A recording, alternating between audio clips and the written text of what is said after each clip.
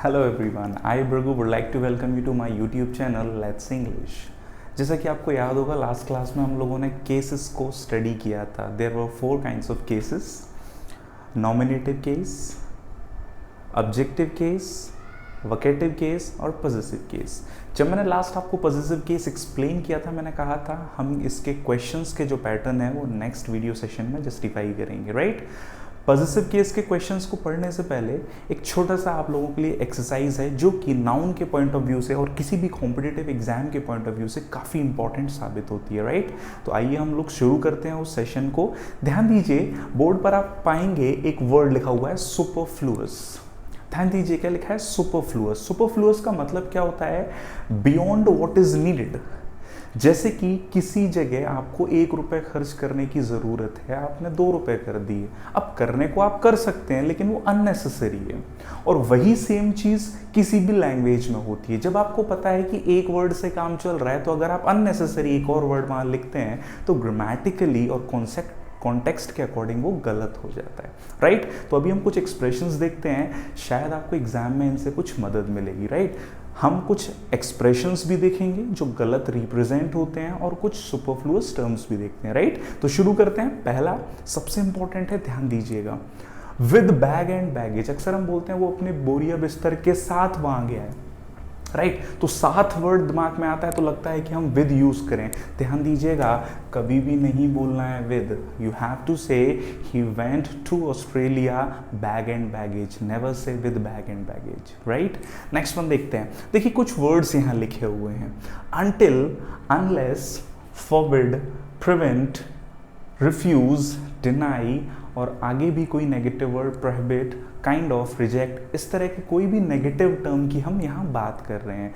अब ये शब्द अपने आप में ही नेगेटिव मीनिंग देते हैं, राइट। तो इनके साथ किसी भी नेगेटिव वर्ड का यूज हम नहीं करेंगे। अगर आप इनके साथ नोट लिखते हैं तो वो ग्रामेटिकली क्या हो जाता है, गलत हो जाता है। तो ये सुपरफ्लुअस होगी, राइट। ध्यान दीजिएगा, यू नीड नॉट से लाइक इफ, इट, अनटिल, या मैं किसी भी चीज़ की बात कर रहा हूँ, until it does not rain, है ना। तो आप थोड़ा सा ध्यान दीजिएगा, अनटिल के साथ कोई भी नेगेटिव टर्म आप यूज़ नहीं करें। उसी तरह अनलेस के साथ, फॉरबिड के साथ, इस चीज़ को आप ध्यान रखिए। नेक्स्ट देखिए, इंपॉर्टेंट है, हम अक्सर बोलचाल में बोल जाते हैं, सडनली कम अक्रॉस। कल, या मैं इंग्लिश में अगर बोलूँ, yesterday I suddenly came across my friend. अब केम अक्रॉस का मतलब ही अचानक मिलना होता है, तो किसकी ज़रूरत नहीं है, सडनली की, राइट। नेक्स्ट देखिए, फैमिली मेंबर्स इंपॉर्टेंट है। देखिए हम लोग क्या बोलना चाहते हैं, परिवार के सदस्य। जैसे कि मैंने लास्ट क्लास में आपको बताया था, पोजेशन आ रहा है तो ये बोलचाल में सही मान लेते हैं लेकिन ग्रामेटिकली गलत है। क्या होना चाहिए, द मेंबर्स ऑफ फैमिली। ये आपका करंट और करेक्ट एक्सप्रेशन है। करंट इंग्लिश में यही यूज होता है और सही भी है, राइट। वैसे ही इंग्लिश टीचर, देखिए इंग्लिश लैंग्वेज सही है, अंग्रेजी भाषा कोई पोजीशन नहीं है, लेकिन मैंने बोला अंग्रेजी का टीचर, पोजीशन आ रहा है तो फिर से क्या होगा, द टीचर ऑफ इंग्लिश। याद रखिएगा इस चीज को।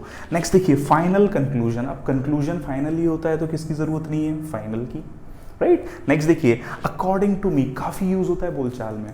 अक्सर हम जब भी जीडीज करते हैं, ग्रुप डिस्कशन करते हैं, तो हम लोग बोल ही देते हैं अकॉर्डिंग टू मी, ऐसा होता है।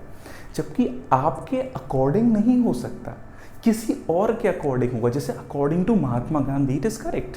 मैं मेरे अकॉर्डिंग ओपिनियन दूंगा, राय दूंगा, इसीलिए अकॉर्डिंग टू मी की जगह आप क्या यूज़ करेंगे, in my opinion. This is the correct expression you need to use, right? ध्यान रखिएगा। Next, what is your birthday date? अब birthday date तो कोई नहीं बोलता, क्या बोलते हैं, date of birth, right? Next देखिएगा क्या लिखा है, what is your good name? अब हिंदी में बोलते हैं ना शुभ नाम। अरे भैया शुभ नाम थोड़ी ना होता है किसी का, नाम सबके अकॉर्डिंग शुभ ही होगा, तो इसीलिए किसकी ज़रूरत नहीं है, गुड की। What is your name? Simple, हम लोग यहाँ से गुड हटा देंगे। Next, unexpected surprise. अच्छा, सोचने वाली बात, अगर एक्सपेक्टेड ही होगा तो सरप्राइज कैसा, राइट। तो यहाँ किसकी ज़रूरत नहीं है, अनएक्सपेक्टेड की। उसी तरह अगर आप देखेंगे सडन एक्सप्लोजन। अब एक्सप्लोजन है, वो एक्सप्लोड तो सडन ही होगा। अब बोल के थोड़ी ना होगा, नहीं नहीं भाई मेरे को एक्सप्लोड होना है, बिल्कुल पॉसिबल नहीं है, राइट। तो ध्यान रखिएगा, यहाँ भी किसकी ज़रूरत नहीं है, सडन की। एडवांस नोटिस, अब नोटिस तो पहले ही दिया जाएगा ना।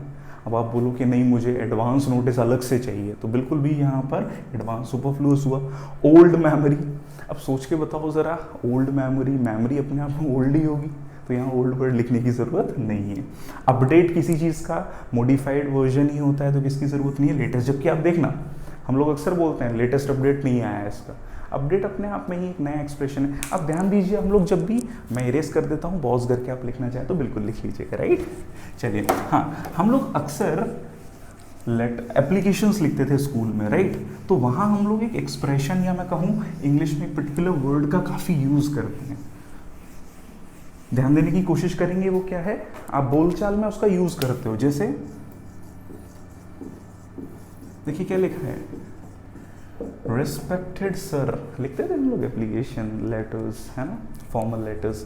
अब ज़रा ध्यान दो, सर अपने आप में रिस्पेक्टेड वर्ड है, तो उसके साथ रिस्पेक्टेड लिखने की ज़रूरत क्या है, इसलिए नो नीड, सीधे आप क्या बोलो, डियर सर, डियर मैम, ये अपने आप में रिस्पेक्टेड वर्ड है, राइट। अब तो थोड़ा सा ध्यान दें, ये शब्द जो मैं लिखने जा रहा हूँ बहुत से लोगों ने सुना होगा, क्या लिखा है, पढ़िए, फाइनल डेस्टिनेशन। अब ज़रा इसको समझते हैं, मूवी का नाम है, कुछ लोग बोलेंगे सर मूवी का नाम है, सही है, बिल्कुल, मैं बिल्कुल नहीं बोल रहा, ये गलत है, लेकिन किस कंडीशन में सही है वो समझिए। अगर हम किसी डेस्टिनेशन की बात कर रहे हैं तो कभी भी फाइनल नहीं बोलेंगे, डेस्टिनेशन अपने आप में गंतव्य ही है। लेकिन फाइनल डेस्टिनेशन इंग्लिश का एक इडियमेटिक फ्रेज है, इसका मतलब क्या होता है, क्या होता है, डेथ। तो जब इडियमेटिक एक्सप्रेशन की तरह यूज होगा तब इसको आप सही मानेंगे, राइट। तो ये इस तरह के और भी, जैसे बेसिक फंडामेंटल्स, अब फंडामेंटल्स अपने आप में क्या है, बेसिक ही, राइट। तो ध्यान दीजिएगा, ऐसे सुपरफ्लुअस चीज़ों से हमें दूर रहना है। जैसे बहुत कॉमनली यूज जो वर्ड है आजकल, आप देखिएगा, ये मेरा कजिन ब्रदर है। अब आप जिस व्यक्ति को डिनोट कर रहे हो, नोटिफाई कर रहे हो, वो मेल या फीमेल ही होगा, तो जब कजिन बोलोगे तो समझ में आ जाएगा ब्रदर है, फीमेल की बात करोगे तो सिस्टर है। तो आपको अलग से कजिन ब्रदर, कजिन सिस्टर बोलने की ज़रूरत नहीं, सीधे क्या बोलो, he is my cousin, she is my cousin, right. अगर आप यहाँ सिस्टर ब्रदर यूज़ करते हैं तो सुपरफ्लुअस, और सुपरफ्लुअस इंग्लिश में ग्रामेटिकली गलत माना जाता है, राइट। तो आई होप आपको ये सारी चीज़ें थोड़ा सा ध्यान रहेंगी और आप इन्हीं चीज़ों को ध्यान से एग्जाम में अटेम्प्ट कीजिएगा, राइट। वापस आते हैं हम लोग हमारे सेशन पर, जो कि हम लोग डिस्कस कर रहे थे पॉजेसिव केस के बारे में, राइट। पॉजेसिव केस क्या था, जो पोजेशन बताए या ओनरशिप, उसके लिए हमने देखा था या तो ऑफ का यूज करते हैं या अपॉस्ट्रोफी एस का, राइट। जरा ध्यान दीजिए, मैं कुछ एग्जाम्पल्स लिख रहा हूँ बहुत छोटे से। मैंने पहला लिखा बॉयज हॉस्टल, दूसरा मैंने लिखा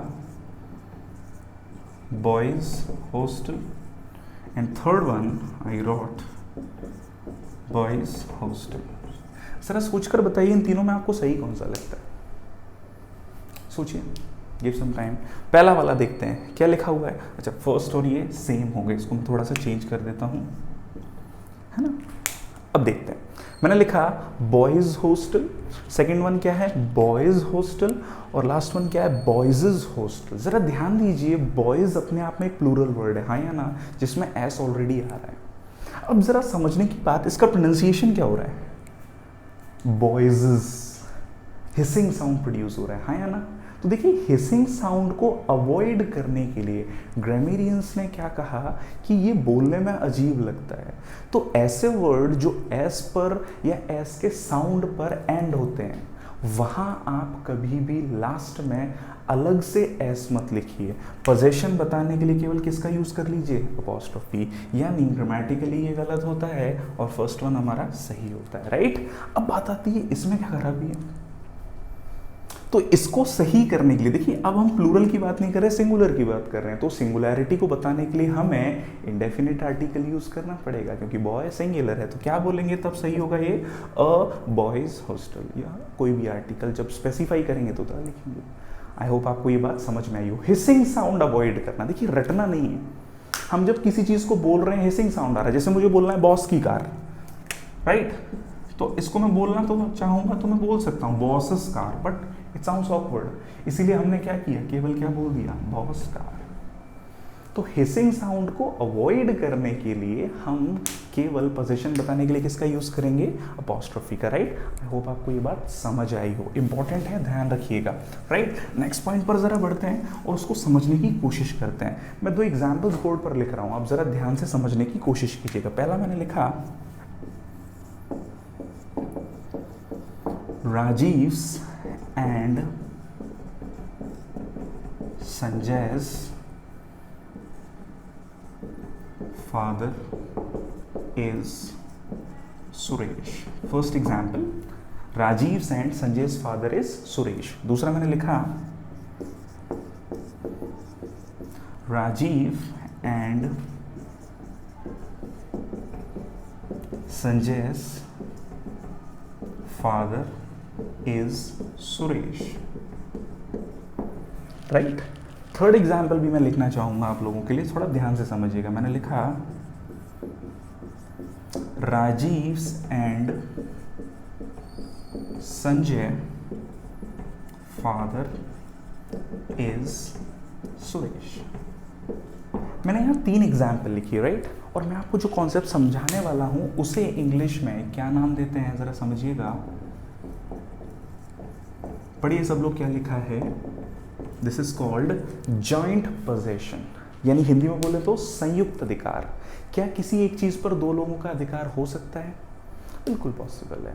अब जरा ध्यान से समझते हैं इन एग्जाम्पल्स को और कोशिश करेंगे जानने की ऐसा क्यों होता है, right. So please pay attention. पहला एग्जाम्पल मैंने बोला Rajiv and Sanjay's father is Suresh. पहले बताइए दोनों के फादर अलग अलग है या एक ही है?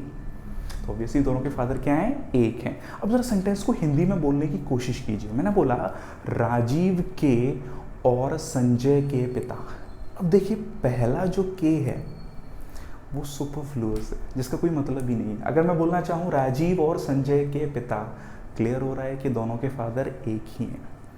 सो सिंपल सा लॉजिक है, कुछ भी रटने की जरूरत नहीं है। जब भी क्या बताना है, जॉइंट पोजेशन, संयुक्त अधिकार, तो अपोस्ट्रोफियस हम कहाँ यूज करते हैं, अंतिम शब्द के साथ, राइट। इसीलिए इस सेंटेंस को ग्रामेटिकली हम सही मानते हैं।